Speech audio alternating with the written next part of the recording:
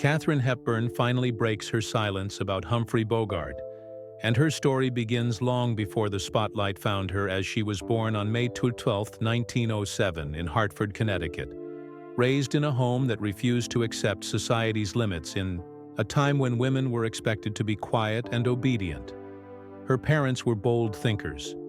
Her father, Dr. Thomas Norville Hepburn, was a respected doctor who fought for social change, and her mother, Catherine Martha Houghton.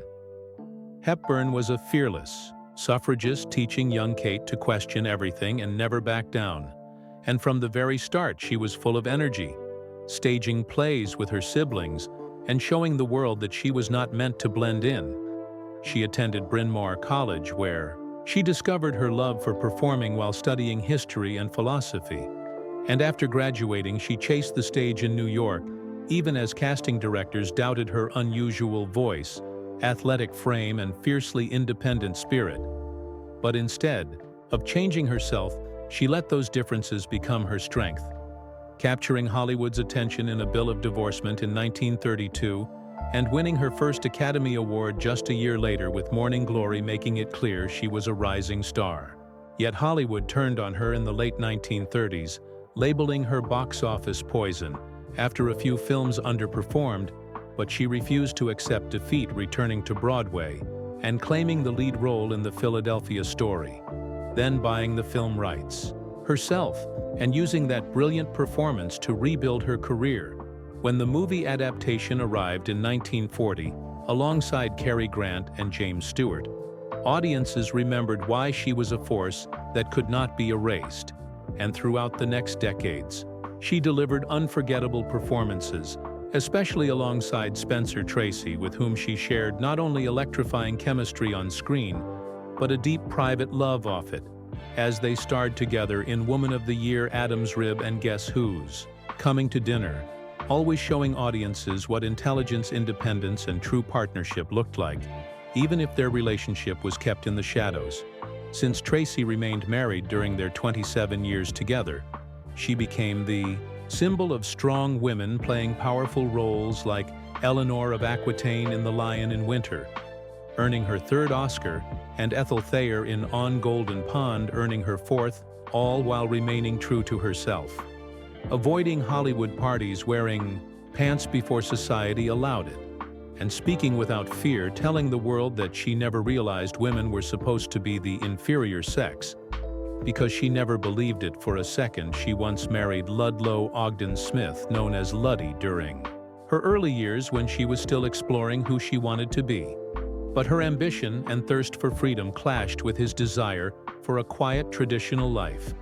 And though their marriage ended after 6 years, they stayed close friends, a rare sign of respect and maturity that showed the gentle heart beneath her bold exterior.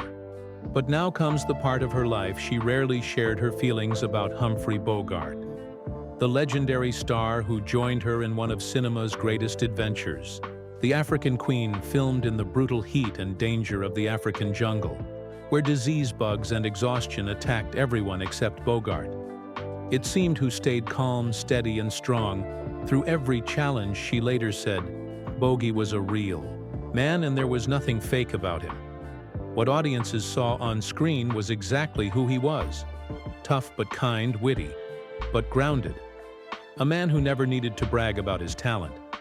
He simply did his work with quiet confidence. She admired his loyalty to his wife, Lauren Bacall, his humility, and the way he stayed true to himself in a town full of pretense. He taught her that power comes from restraint, that sometimes the greatest acting is in what you leave unspoken, and their respect for one another only grew as they worked side by side, while he joked through misery and kept spirits alive with humor, whiskey, and that unforgettable grin. She saw him as a rare soul, someone honest in an industry built on illusion. And when he died in 1957, something real disappeared from the world for her. She later said, "Bogey was one of the good ones, and truth like his is the rarest thing in the business." Katharine Hepburn lived boldly right up to her final years, still strong, still determined, and after a long life full of courage, resilience, and unforgettable art, She passed away at the age of 96, leaving behind a legacy that shaped generations of performers and women everywhere. And her tribute to Bogart remains one of the most genuine and heartfelt. Glimpses into the man behind the legend, showing us why he was not just a star, but a real hero in her eyes, to keep incredible Hollywood stories alive with us.